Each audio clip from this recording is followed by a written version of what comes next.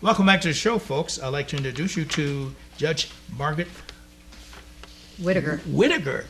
It was coming out slowly, you know. You got it. The one and only Dan Simmons. It's the one anyway. The one and only Dan Simmons. Yeah, Dan, I understand that you're here to talk about your outdoor column.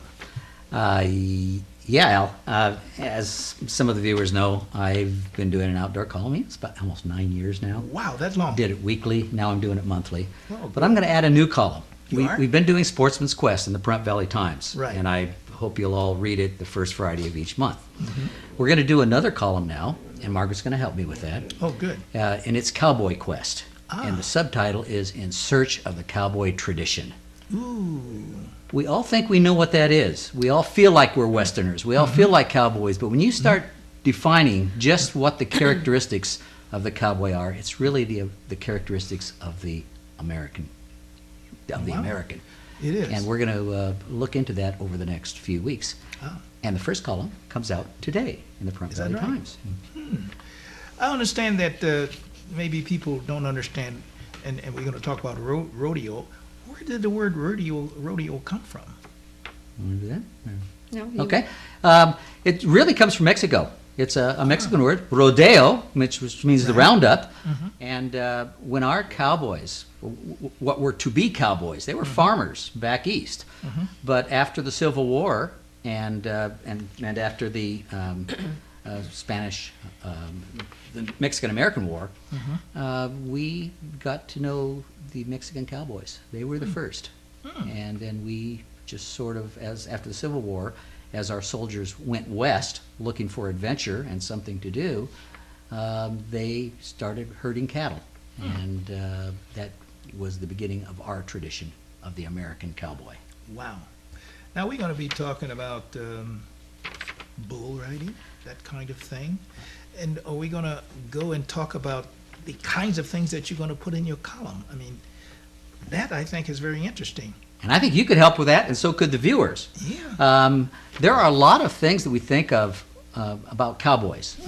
Honesty, my word is my bond, a man's handshake is better than a written document, responsibility, respect. Those all come from the Cowboy Heritage. Wow. He was a man that could do anything. You'd give him a job, and he would get it done. He was competent, hardworking. It was a nasty job, but most of all, something again that's very American. He was independent. Right. He just valued his independence, and that's come down to us even today. And the cowgirl too. Oh, right.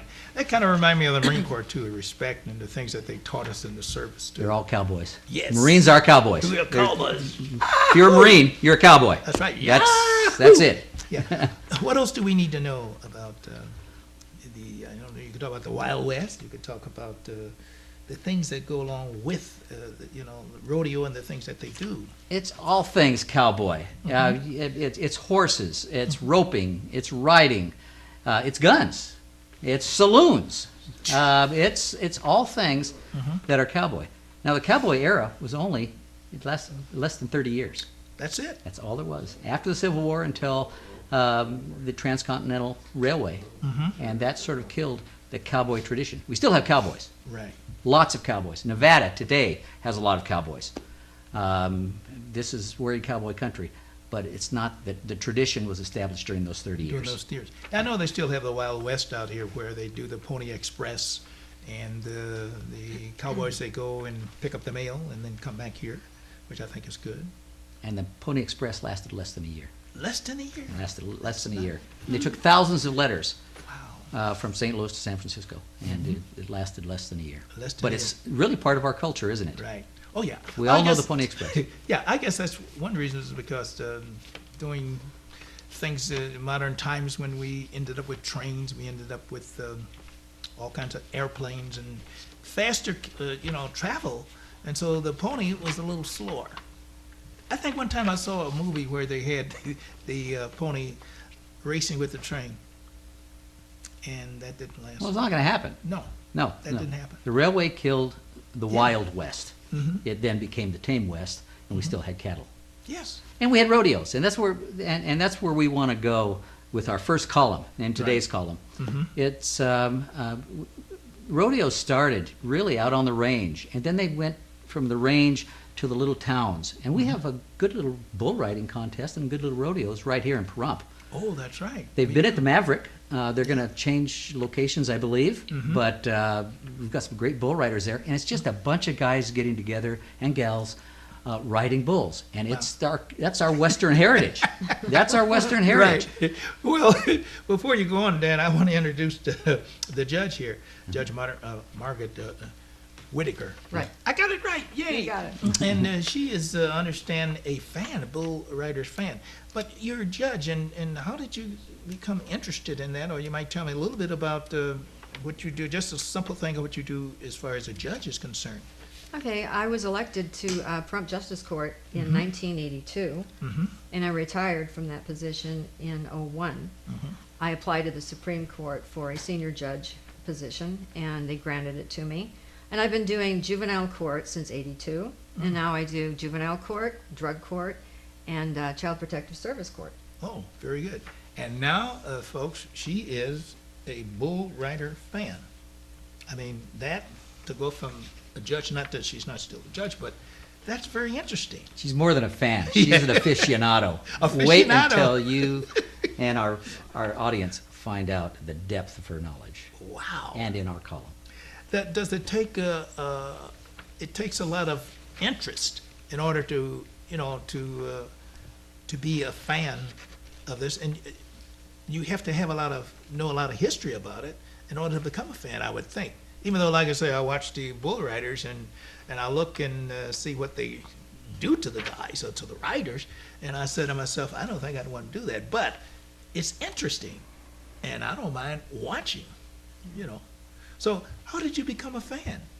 I think most of all is that most of the sports that involve animals, the human has the advantage.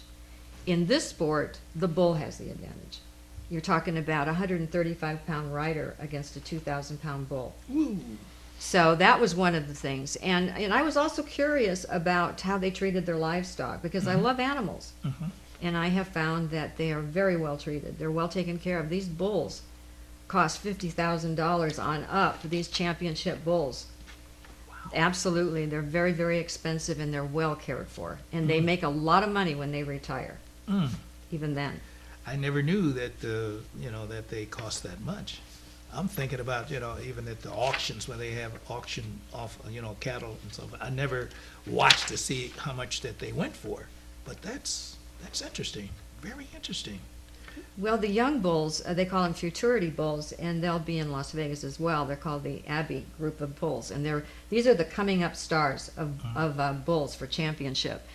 And it's going to be interesting to see these 2-year-olds how they're going to make out, and yeah, they're making money.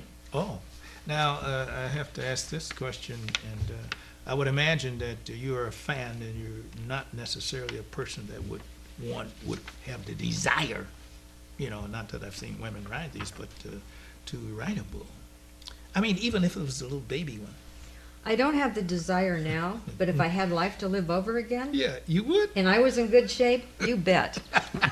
That's interesting. I would. And she'd do it too. She'd do it too. She'd do it too.